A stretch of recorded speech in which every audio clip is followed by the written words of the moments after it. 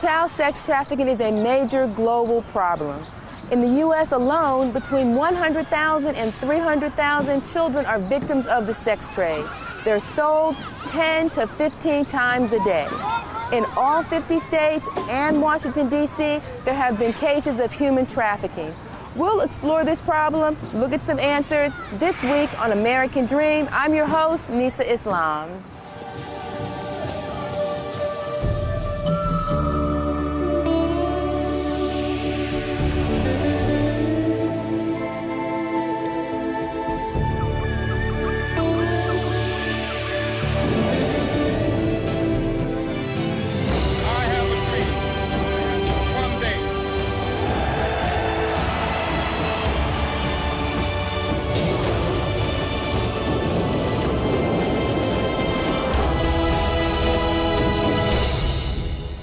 Every day, children are coerced from their homes in the U.S. and around the world and used for sexual trafficking.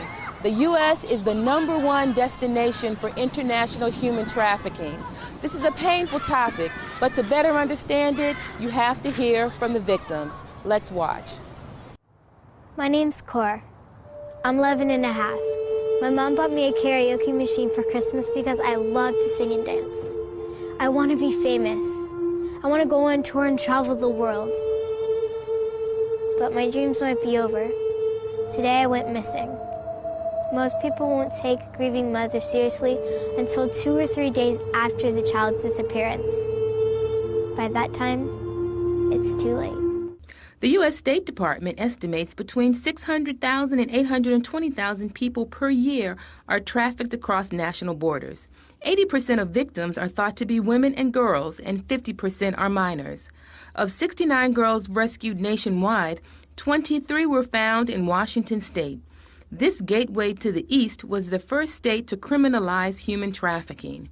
This is big business, generating approximately $9.5 billion each year.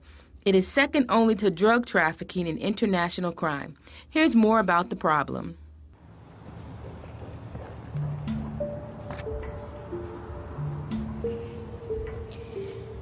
Each year, about 800,000 to 900,000 people are bought, sold, or forced across the world's borders.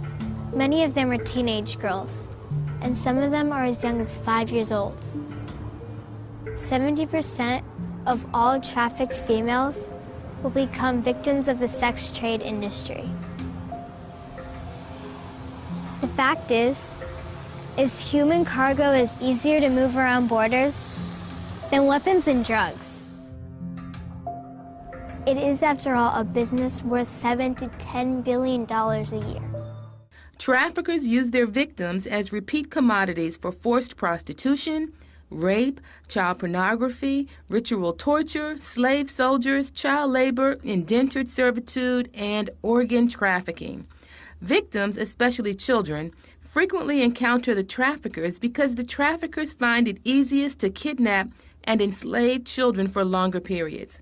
Children are also quickly becoming the targets for organ theft and transplant. Today, many think this problem is isolated to third world countries and that it is not a problem in the U.S.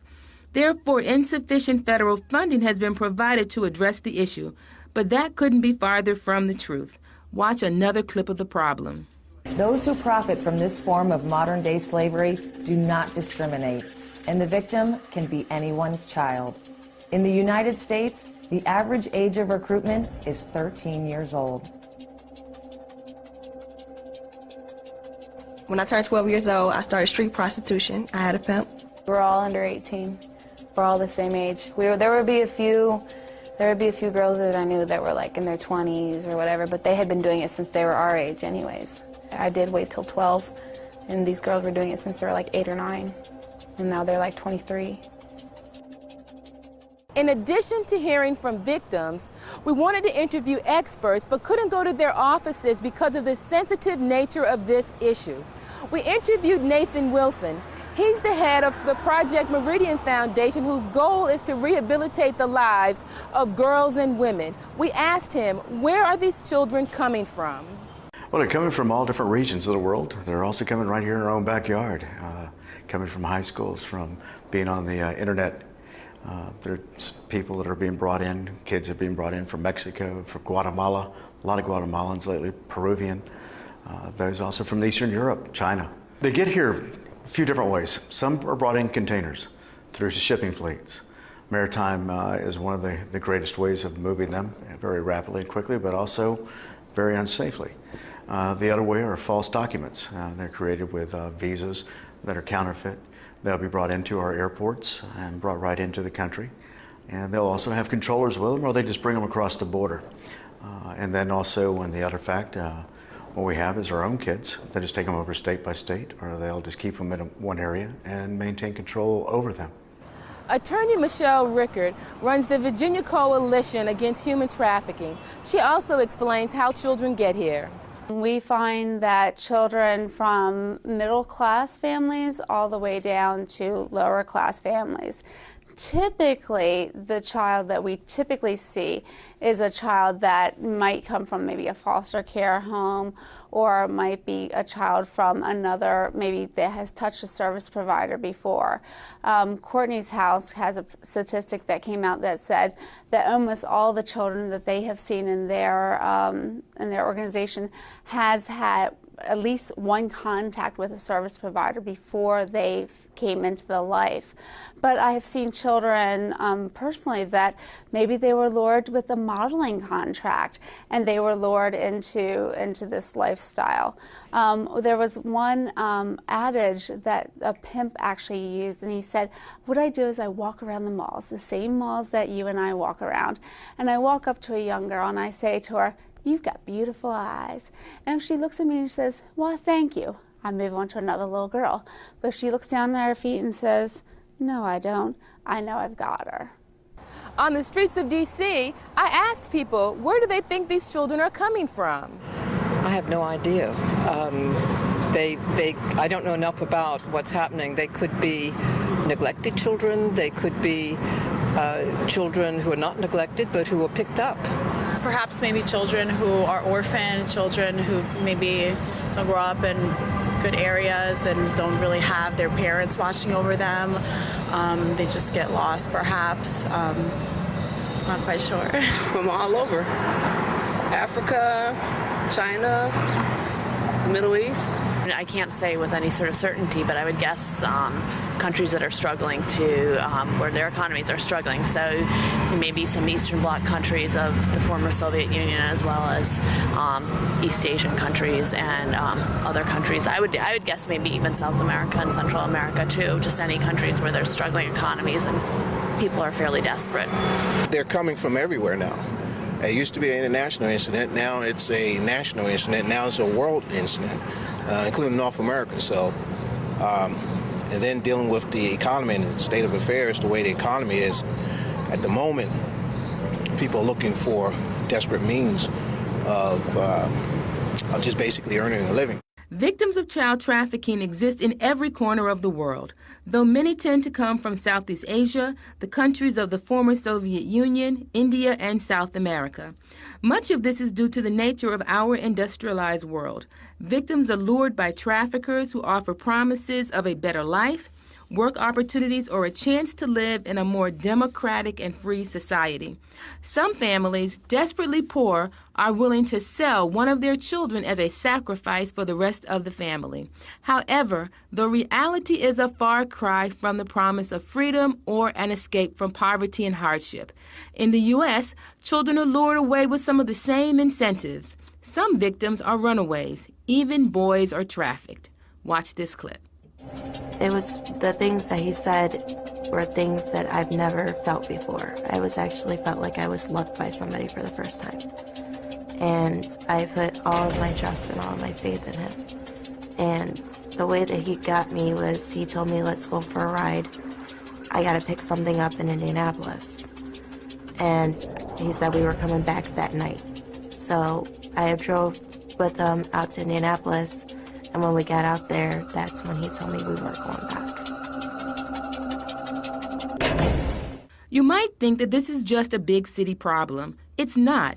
Joshua Bailey runs the Gray Haven Project, an organization developing safe houses for the victims of human trafficking. He explains that it's even a problem in Richmond, Virginia.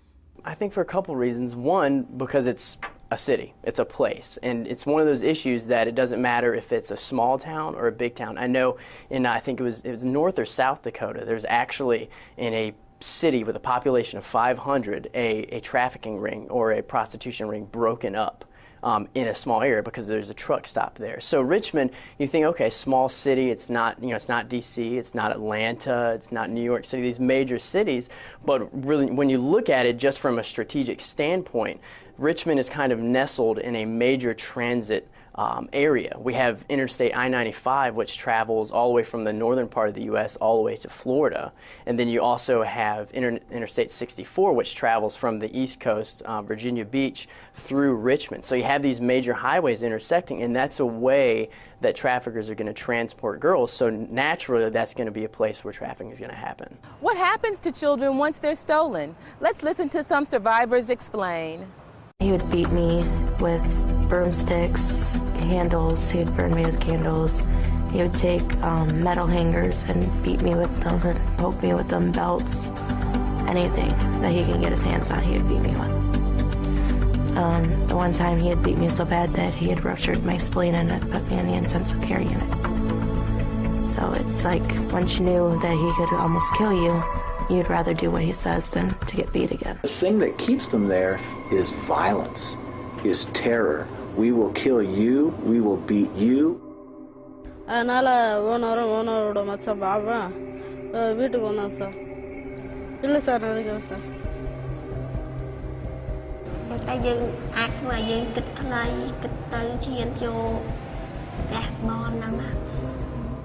asked our experts to describe the victim's life while in bondage. I would say the worst hell that they've ever been in their life or anyone could ever even imagine. I can't imagine, you or I hope, could never imagine being raped once. Once they get here, or if they already are here, they automatically get pushed into a situation where they're actually being forced into prostitution.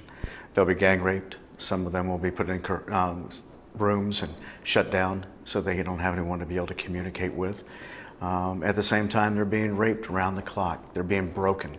And that also then leads into the post-traumatic syndrome, that one of the things that we have to deal with after they're recovered. But even being raped up to 40 times a day for someone else's profit or for the means of someone, woman or man, to buy them for sexual activity. Very honestly, it can be a very gruesome process, to be very honest. There's not really a preparation if it's this forced kind of situation. It's not the coercion or the let me talk you into it, but it's the more you're going to do this. There could be some ploys that can be used, could be things like drug addiction, violence, torture, and those types of methods. And then basically being forced to service purchasers of sex acts.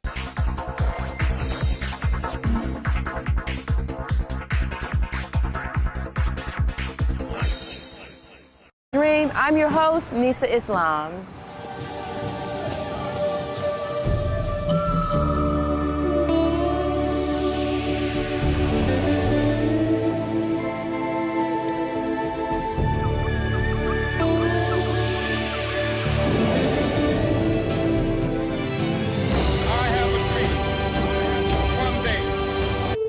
Today I went missing. Most people won't take a grieving mother seriously until 2 or 3 days after the child's disappearance. By that time, it's too late. The U.S. State Department estimates between 600,000 and 820,000 people per year are trafficked across national borders. 80% of victims are thought to be women and girls, and child sex trafficking is a major global problem.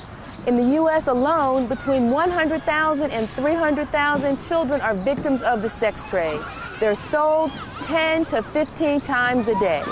In all 50 states and Washington, D.C., there have been cases of human trafficking. We'll explore this problem, look at some answers this week on American Human Trafficking. This is a painful topic, but to better understand it, you have to hear from the victims. Let's watch. My name's Cora. I'm 11 and a half. My mom bought me a karaoke machine for Christmas because I love to sing and dance. I want to be famous. I want to go on tour and travel the world. But my dreams might be over.